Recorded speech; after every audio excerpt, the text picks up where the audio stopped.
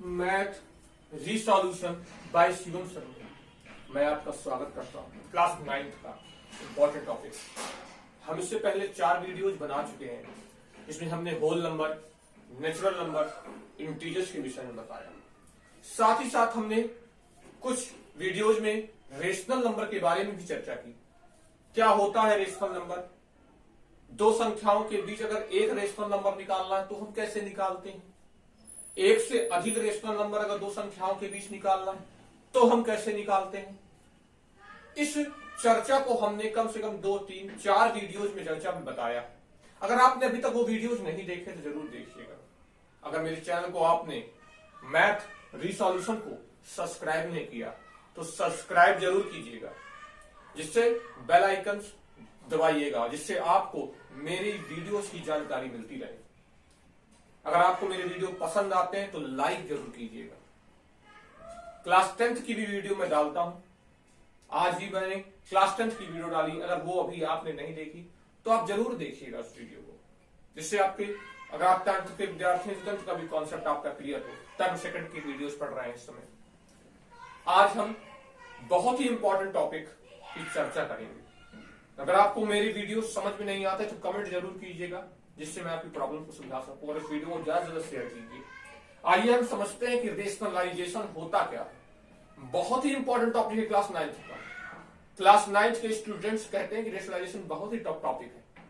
कुछ कहते हैं, जिनको आता है वो नहीं कहेंगे, क्योंकि अब आप बहुत ही सरल तरीके से रेशनलाइजेशन सीख सकते हैं। और इसीलिए मैंने आज कुछ सिंपल सवाल लिए हैं, जिससे रेशनलाइजेशन के विषय में आप जान पाए। आइए पहले टॉपिक को शुरू करते हैं। Rationalization, rationalize the denominator. Denominator क्यों लिखा है इसमें, प्रश्न उठता है कि डिनोमिनेटर ही क्यों लिखा है सवाल में। डिनोमिनेटर कहां से होता है, हर, अर्थात नीचे वाला पद। जब हम पी अपॉन क्यू के रूप में किसी चीज को लिखते तो पी अंश कहलाता है, जिसे हम इंग्लिश में नॉमिनेटर कहते हैं, और क्यू डिनोमिनेटर कहते हैं, अर्थात नीचे वाला होता है।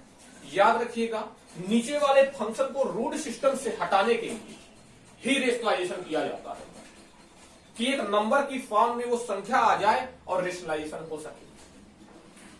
नहीं तो वो रेशनल नंबर नहीं रह जाएगी। इस विषय को भी आप जानिए, क्योंकि रेशनल नंबर वही नंबर होती है जो 2/3, 3/4 अर्थात नंबर के फंक्शन के रूप में लिखी हो, p/q के रूप में लिखी, रूट सिस्टम में लिखी होगी, तो हम उसे रेशनल नंबर नहीं कह सकते, उसे हम इरेशनल नंबर कहेंगे इस विषय पर।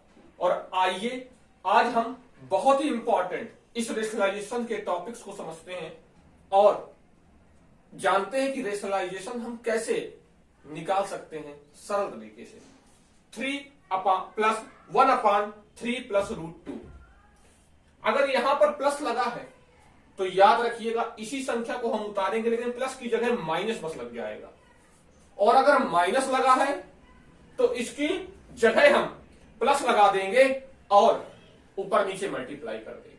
ऊपर नीचे का मतलब यह है कि नॉमिनेटर और डिनोमिनेटर दोनों में, अंश और हर दोनों में। 3 - √2 a + b a - b। आपने 6, 7, 8 तक के टॉपिक्स में या 9th में भी आपने एक फार्मूला पढ़ा होगा, a + b a - b बराबर a² - b²।